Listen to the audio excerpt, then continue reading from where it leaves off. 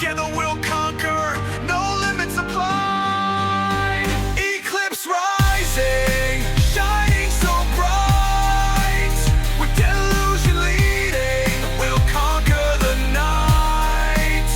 Together we stand, in battles we fight. In dark Epoch, our future is right. What is going on, ladies and gentlemen? I am Delusions, and today is the day that the Dark Lord returns. Alright, so no more E&E Dark Knight shenanigans that we have done in the past. Now it's time for business. So, as you can see, we are down in our CP. We have no stats, we have no skills, we have no properties, and we have no constellations. And just to verify, we can go through and look. Looks like we're starting back at number 25. So we're going to have to go ahead and put that to the side for a moment. I want to go through and double check our properties. Looks like it did not reset. So just to be on the safe side, we're going to go ahead and we're going to go and reset these. Now, why am I doing all this? You know, NEDK was treating me pretty well. And the big thing is it all comes back to what makes me happy. And that is going to be this class. ENEDL has been something that has been just a powerhouse from the very moment that I played it when I started out as a Strength Dark Lord up until I hit level 500, switched over, and now I am back. So with that, I thought that the only right thing to do was to bring you along while I build this class out, and then we'll turn around and then we'll test this in some certain circumstances where we can, right? So obviously there is not a whole lot of arena left for me to do right now or loop recall.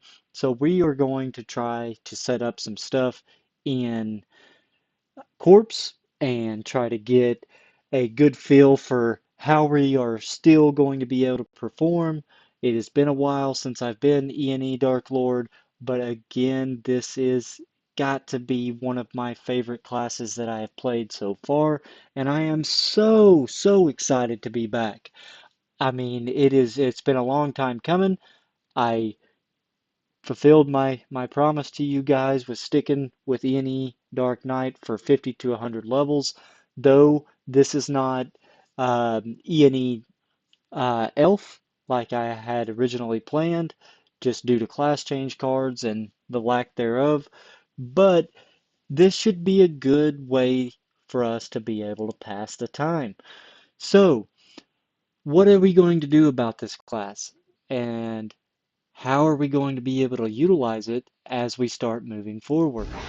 Well, that's where all of this stuff starts playing into effect. So first we have to make sure that we have enough stats in our kit to be able to wear our gear, which is always based around your third set chest piece.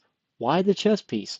Well, good answer for that, and that is because if you can wear that chest piece, you can wear every other piece of gear in the game for this class specifically. So that's what we're going to do. So as you can see, we're starting off with blank stats, um, and for the life of me, I could never forget this. I know that I need to have 537 agility. So that is what we are going to have. We are going to go ahead, just so that I don't make any mistakes, we're going to go ahead and confirm that. That gave us a little bit of stats there. But you know what? We also need a lot of strength. So what are we going to do there? We're going to go through and we are going to start allocating strength into our kit. But before we do that, we need to make sure that we are meeting our E&E requirements. So if we come in here and let's say that we go ahead and just take a look. In order for us to be able to wear all of our gear, we have to have at least 262 strength. So that is going to be our sweet spot that we are going to want to hit every single time. So let's come into strength. Let's bump this up to 262. Let's confirm our stats. And as you can see, man, we just jumped up so much CP. So it prompted us to now we are able to utilize our constellations. We're going to put that to the side for now, and we are going to focus on our skills now. So we can hop off into the Garnet shop. This is the quickest and easiest way to do this, especially if you have all the skills unlocked on previous classes. And we're going to hop down to Eagle's Fury. Now, Eagle's Fury is going to be one of those skills that is always going to be a part of your kit when you're building this. And it looks like we need to have 829 E&E in there. Of course, we have that number. So now we're going to look at the strength variant. So now we need to have 1074 strength to be able to utilize everything that we have going forward. So that's what we're going to do. We're going to go ahead and put in our gear. Obviously, as we sit right now, all of our gear currently on our third set is all E&E. When we move over to the opposite set, now we're stuck with a conundrum. So we do not have all of our E&E gear on our seventh set. We've got just about everything other than the weapon, the offhand, and the gloves. So for the sake of time, we are going to go ahead and deactivate these. No, there is no set bonuses or anything on there as of yet, but this is a good way that we can make sure that we are not missing or overpopulating some of our points. Because again, we are going to be coming back and re-equipping these until we are able to finish out that E&E set. So as you can see, our strength stat is sitting at 262. When we max it out, we are at 1090. We know we need 1074. So we are just going to make sure that we hit that number exactly. Go ahead and confirm our stats.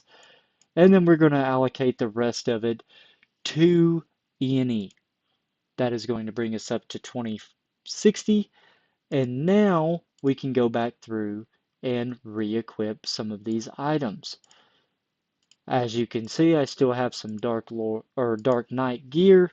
So we're going to disregard that for the time being. When it comes down to our skills, however, this is where we get to have some fun because now we have a blank slate, right? So we can go through and just put whatever we want, no matter what. But we already know what we're going to be doing. We're here to max, baby. So here we go. Let's go ahead and start getting our skills where they need to be. And then if worse comes to worse, we can go ahead and buy some more. But I don't think that we're going to need to. This one's always been straightforward for the most part. Again, you know, we're in the market for high damage output as well as being able to stay viable in both PvE and PvP. So that is what we're going to do.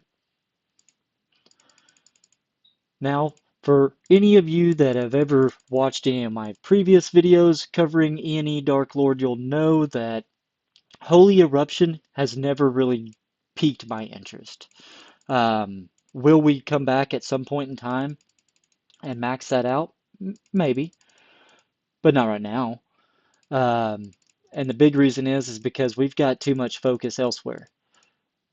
You know, our big thing is making sure that everything that we are allocating up to this point is to get us to here. So we've maxed out everything to where we need to we need to be. If we were to put more into this, the only thing that it's really going to do, guys, is extend the number of targets that are affected. Now, there is a caveat to this, and that is going to be corpse. So when we are fighting in corpse, it is going to, of course, be in large numbers or multi-combat. So having those increased numbers is kind of beneficial to an extent, but it's also bossing. So we could also go through and we could pick up some of extra points on Ultra Flash. We could come in and pick up some more points on Flame Eyes. Um, and in which case, we may turn around and we may do a combination of a little bit of everything. But as for right now, what I think that I'm going to do, and this is just to kind of keep the rhythm going, is we are going to put in a little bit of points into the Ultra Flash is what I'm thinking. Picking up that additional 3% increase to our strike ignore chance, I think is going to be very, very nice. Um, but we also may want to go ahead and take that extra level to 3 and get that 15% chance to reduce the target's attack by 10% because again, we never can tell who we are going up against. Are we going up against another Dark Knight, or are we going up against another Dark Lord, or a wizard, or an elf? So I think that being able to prioritize and pick up some of these things in the long run is going to help benefit us in the later game to be able to make sure that we are able to provide that damage that we need to be doing. Now, coming into Flame Eyes, this is a strictly PvE skill. Is it going to benefit us in the long run? Absolutely. Because again, once we step into Corpse, we are faced with sometimes up to 18 different bosses that we have to over the course of that event have to visit at least once. So making sure that you are stacking as much damage that you can is going to be what is going to drive you further and further. Now, I don't think that we are going to put anything into Flame Eyes currently. I still am holding out for some of these multi-targets on Holy Eruption, so I'm going to go ahead and put those in.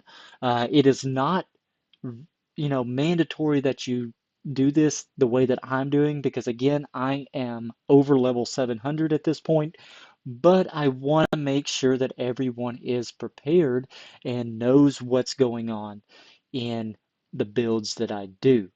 So, stepping off into equipping our skills. Now, this is where you can have a lot of fun mixing and matching on how you want to set up your normal mode for your PvE damage. It really doesn't matter because the chances are when you're going into a PvE engagement or you're bossing, you're not paying attention to, oh, I need to trigger this skill at this time, and we're not focusing on min-maxing every bit of damage that we are doing because there's no pressure on us at that point. But once we get into the PvP side of things, so our battle mode, that's where things really start to heat up. And as you all know, there is a certain way that I like to play um, my Dark Lord, and it's not what is just automatically allocated once we get into um, leveling up all of our skills. So I try to keep things short and sweet. If I can keep everything on a single slot bar, so for instance, slot one, then that is what I'm always going to be doing. But again, that's not always the case, and that's not something that we are going to be able to do all the time. So we've got to be strategic in the way that we place our skills and what we are putting where and how we are going to utilize that going forward. So as you can see right now, I've got Ignite leading off with um, the first skill slot on slot one, and then I've got Blessing of the Dark, Bless Shield, Heaven's Punishment, and down at the bottom on slot two, the only skill that I will keep there is Boss Camp, and that is just for that initial CC immunity for a couple seconds, and then I will switch back to slot one Usually this is only a skill that is going to be used at the very beginning of an arena match or periodically through a corpse engagement to where you're going up against all of these dark wizards that are just little micro stun machines. Um, but again, that is something that we are going to build on. So now, as we go through and look more towards the um, actual normal auto skill bars, I am going to take a quick break for a short second and then we will pick back up. All right, so now that we are back and we are diving right back into our auto skill bars, as you can see, they are very, very chaotic at the moment.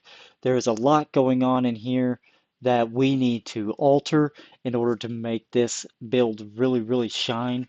And I think, so what we are going to do is we are going to start with a blank slate.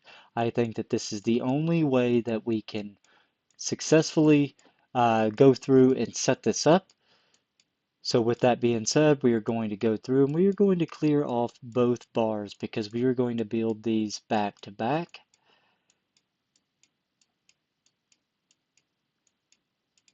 All right, so now here we are, and what we are going to start off with is Charging Wave. Charging Wave is going to set up our initial rotation on just about every engagement. Why? And that is simply because it is that initial direct skill damage that is potentially going to break the opponent's Custos if we don't trigger it some other way. Wink, wink. We've got some tricks. Okay, so as we start progressing through this again, this is our normal bar, so we're trying to prioritize some of that PvP or PvE and bossing mechanics going off into this. So we want to make sure that we are tailoring everything towards that.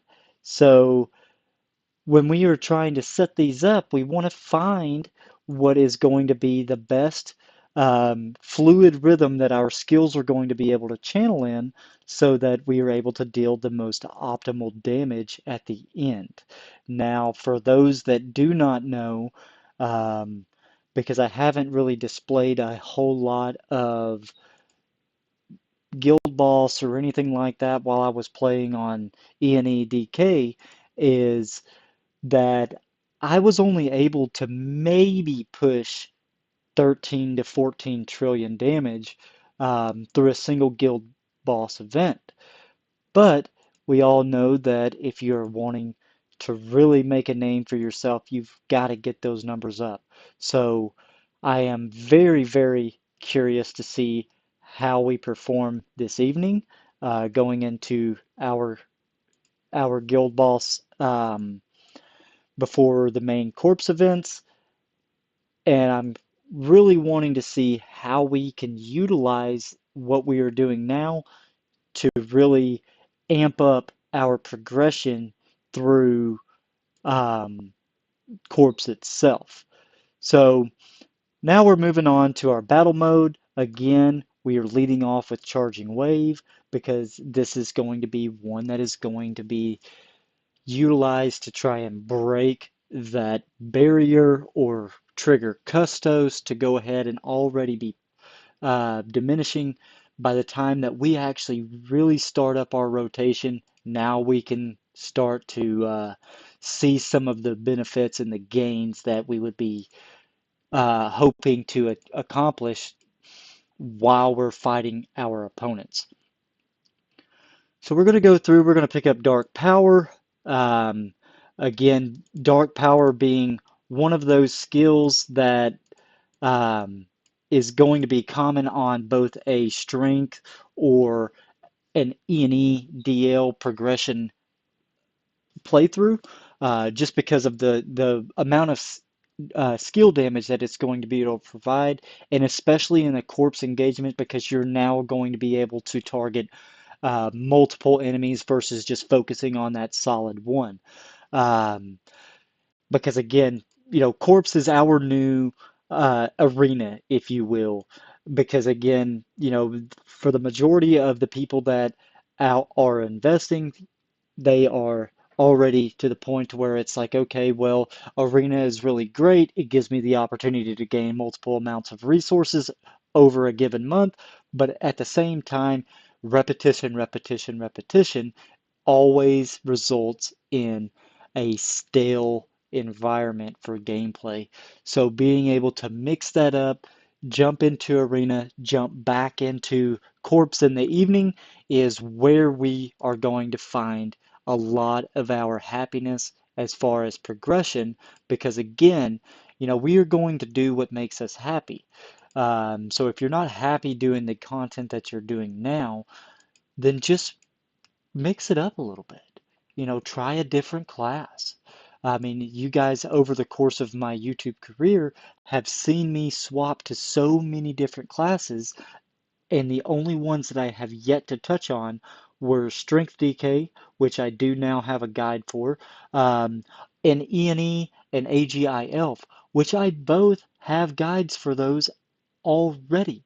So this is something that um, I still want to experience myself, but I will always be drawn back to ENE, DL, and AGI Dark Wizard.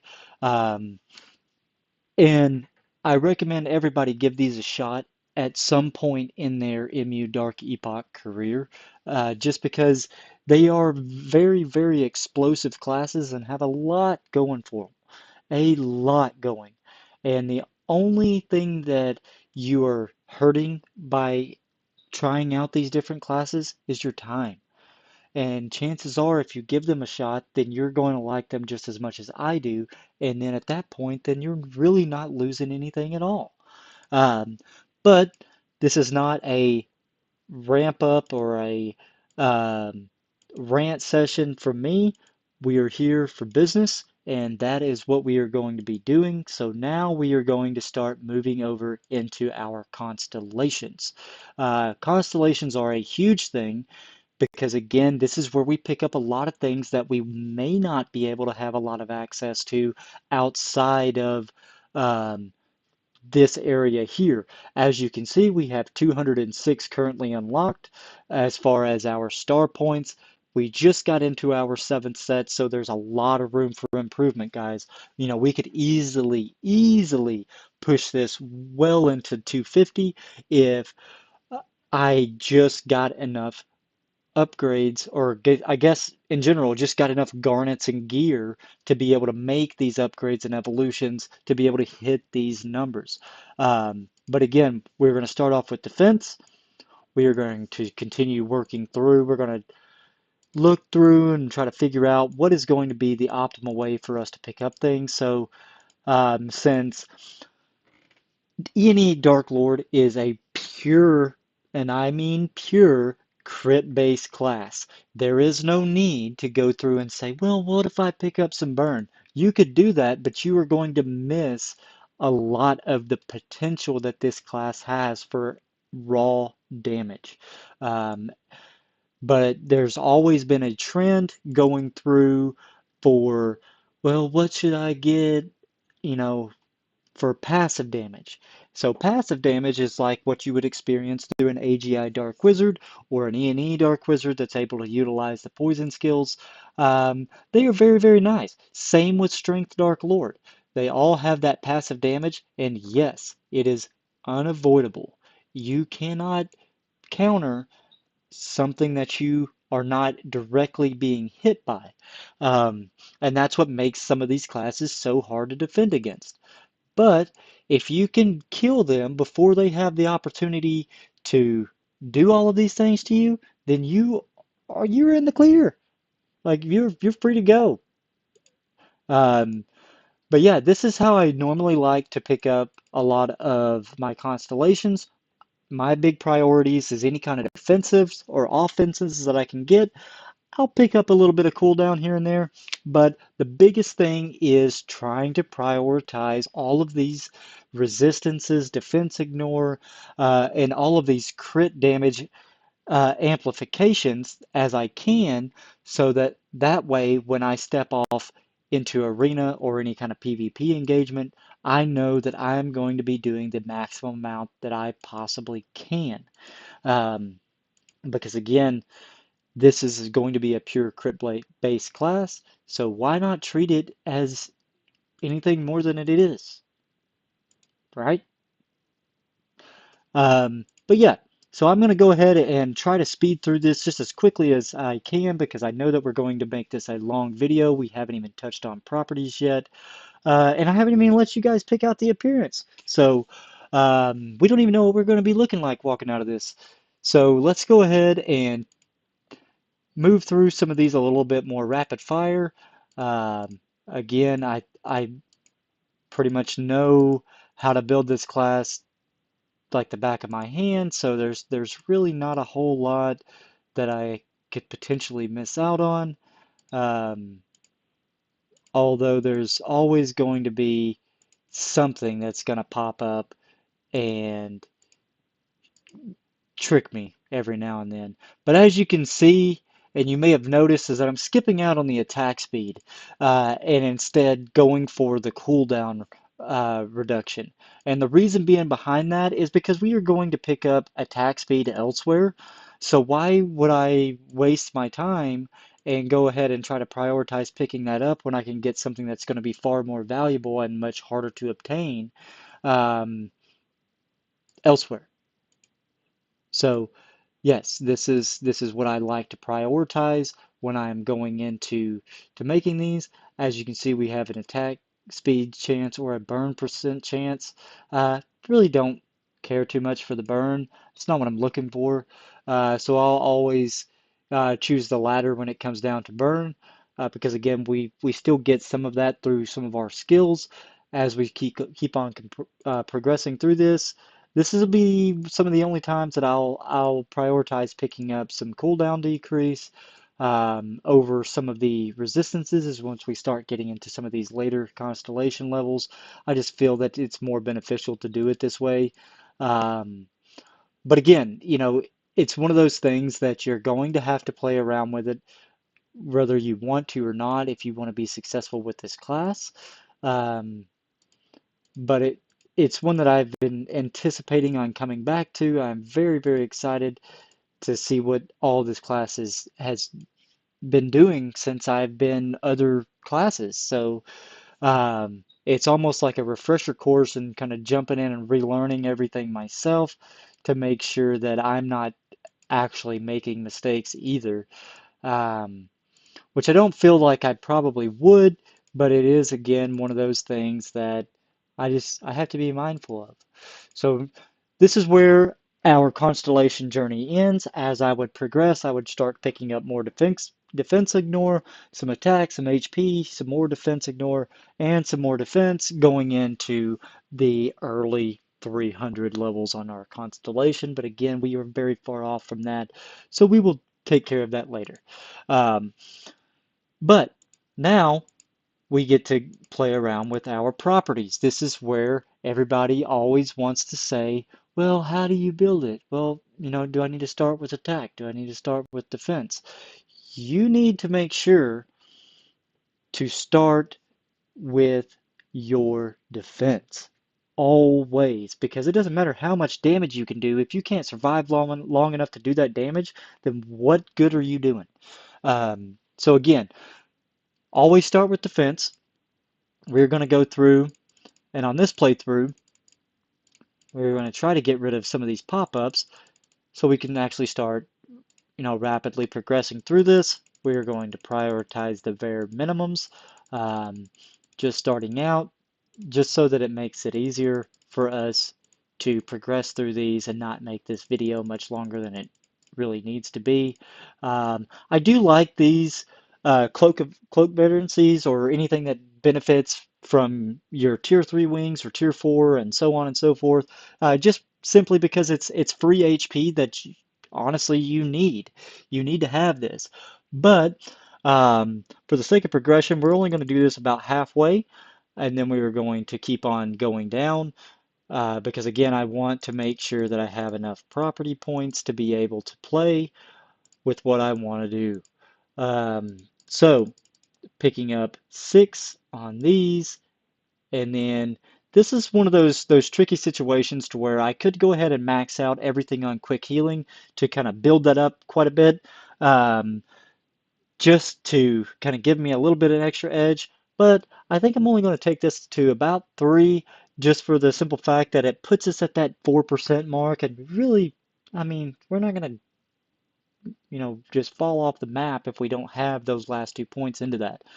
Um, but again, E&E Dark Lord, crazy high damage. It's going to be one of those classes that's always going to be able to out heal pretty much everyone, so long as it's not stunned and it's constantly doing damage. So there are some little bit of hurdles that you're going to have to do in order to really make this class shine. But regardless, if you are as passionate about this class as I am, you are going to have so much fun. Again, I will go ahead and, just for the sake of time, throw 1 point off into the cloak veterancy, just to be able to pick up a little bit of extra HP as we go through and continue to max out these properties. Down to our last 2 here. Some of these that are towards the bottom are really is what's going to make your class shine and make you feel a lot tankier. But it is going to be one of those that's going to, again, require a lot more investment over time. So if you've got questions on these, I know that there are a lot of builders out there that really, really like to do build crafting with this class, just because there's so many different ways that you can spin it. But I am always here and always available for questions. If you need support, if you want to make sure that you're not making any kind of mistakes, if I can't provide you the information, trust me, I know the people that can, and I will make sure to put you in touch with them so that way you're able to get the most out of your playstyle. But as we start progressing through a lot of these, you'll notice that, I'm always trying to prioritize some of these middle properties. And the biggest reason is because they just offer so much. Like, I mean, Sacred Light descends on Realm of Brightness every 5 seconds, inflicting 195% direct skill damage on 2 random targets. And it reduces their movement speed by 87%.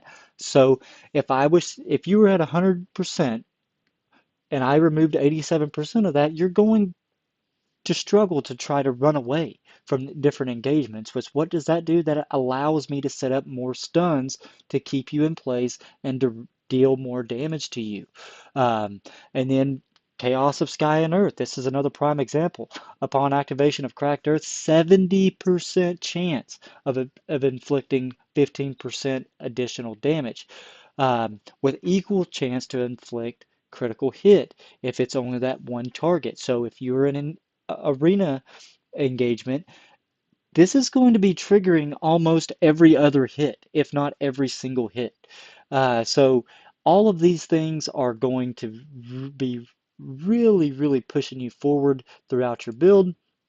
Again, we're going to go through, since all of these have a requirement of 10 to max out. Of course, we're going to do it.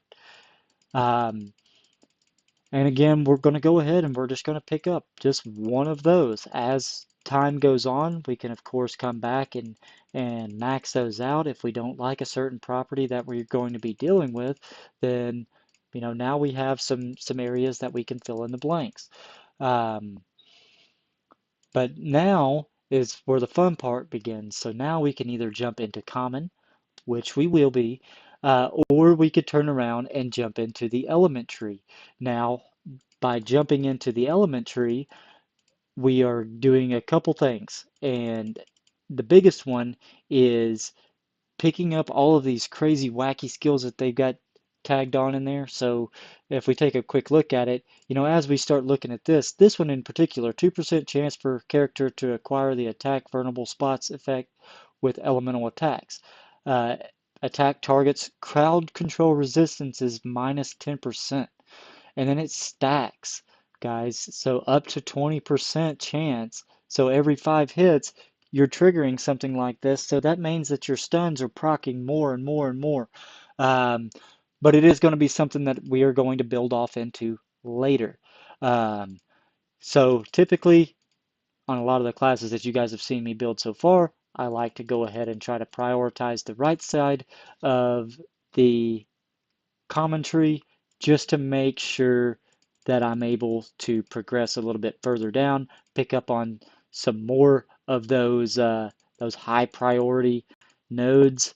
Um, and then once we get down to this one, being able to maximize some of our damage, you can kind of see exactly how much damage we're able to stack on there. So we've just gained, close to 2 to 3, 4 million just out of that alone. And what are we going to do? We're going to keep on pushing that down further and further. Because if we can continue to max this out all the way to the end, man, are we going to be strong. We are going to be so strong.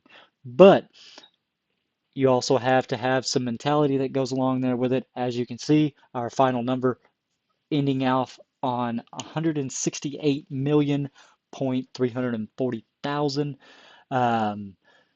Couldn't be happier with that. Now, the other thing is I have yet to do my Land of Demons, so I still have quite a bit of time going into there, so I have to figure out at some point where I can fit that into my play schedule before we start jumping into the corpse events this evening. But I noticed that I still had a little bit of garnets, so I'm going to go ahead and I am going to pick up a new ring. So we're going to look these over together and try to make the best decision, and then we are going to start letting people know what we look like. It's been so long since we played Dark Lord that people seem to have forgotten who's the king. So we've got to remind them. So going in, Guardian, Vision, Epic, Termination. So we've got an opportunity to decrease our skill damage by 6%, evasion up by 3, excellent damage up by 5, double damage up by 3, or we could switch over and pick up the Ring of Eden, which is, funny enough, one of the creators of this guide that we're working on right now currently. Um, attack speed plus 15, increased damage, decreased skill damage, excellent resistance rate, and defense ignored. I think you guys know which one I'm probably going to pick.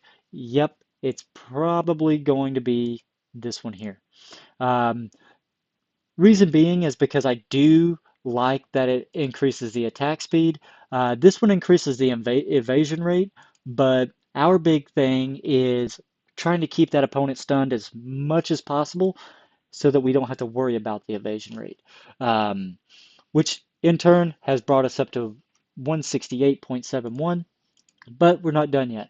We've got some feathers that we can utilize to go ahead and give us a few levels. If I could ever stop passing them up. So now we'll go into our crafting menu. We'll come down to our 7th set. Now have our first ring. Let's go ahead and bring that bad boy up to 22 as well. Because why not? We've got the points to do it. And how about that? We now have our evasion rate up by 2%. So did we really lose anything by picking this ring? Probably not. Now we could go ahead and try to push this even further to get that decreased damage or to pick up that maximum HP. But again, there's really no need for it right now. We still have a lot of progression. We're just fresh into the level 300s, so to be honest, I'm in no huge rush, but we are now up to 168.82. So where does that leave us now? Well, I just so happen to have some of these fancy new runestones. Let's go ahead and use those. And of course, the first selection here is for Heaven's Punishment, but if you notice that in the text here, it says inflicts 10% skill damage per second with Heaven's Punishment effect, lasts for 5 seconds. During the effect, yada yada yada, the target has received Heaven's Punishment from the first Dark Lord Strength attack. Recovers 2% of max HP. I do not know enough about this shard to feel comfortable with using it, because if it is only for Strength Dark Lords, then I am screwed if I pick that. So if I take the safer route and pick up the one for that increases your Holy Eruption damage by 8%, I still think that that's probably the better call because your character's attack increases by 5% as well for 5 seconds. And the nice thing about it is we have two of them. So it's not like that we are really losing out on anything. So we're going to go ahead and open these and then we're going to utilize them because why not? So as we start hopping back off into here, knowing that we can only equip these onto our wings, we are going to dive off into our second wings here and we are going to forge these onto this equipment. Now we have it. And that, my friends, is how we are going to build our Dark Knight or Dark Lord. But before we do that and wrap up this video, let's figure out what is going to work. So what does our current set look like? That's a good question.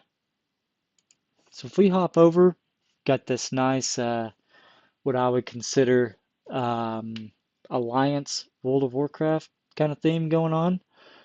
But I think we can do better than that. So looks like we've got quite a bit of stuff that we could play around with.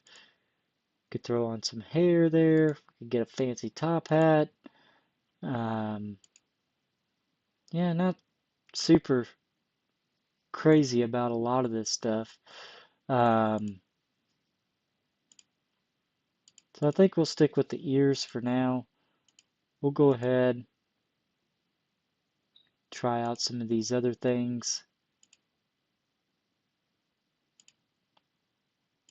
See how all of this ends up stacking up. Never been super big off into some of the Dark Lord and Mage aesthetics. Wow, this set is terrible. Let's see here. How about something like what we did on the Dark Knight? So if we were to do this, come down and throw this on with these gloves and the boots, just not adding up as well as I would have hoped for it to do. Which, again, no worries. We're going to make this work. I do rather like those, so we will probably utilize those in some way. Let's see here. You know what? Fair enough. That works for me. I think that that looks pretty slick. We could come back through, throw on this cape, go ahead and finish off the ensemble there. Then we could go ahead and do that. I think that works. I think that brings it all together. But yeah, this is how we've got our build set up so far, guys.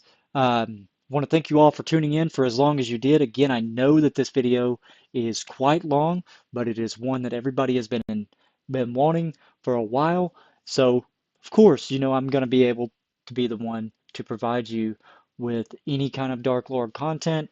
Not sure how long we'll stay this class, but I plan on riding it out as long as I can until I get another class change card to be able to push forward with that E&E Elf build and get that into the arena and corpse and see what kind of action we can bring from there. But with that, guys, I want to thank you all again. I am Delusions, and I am out.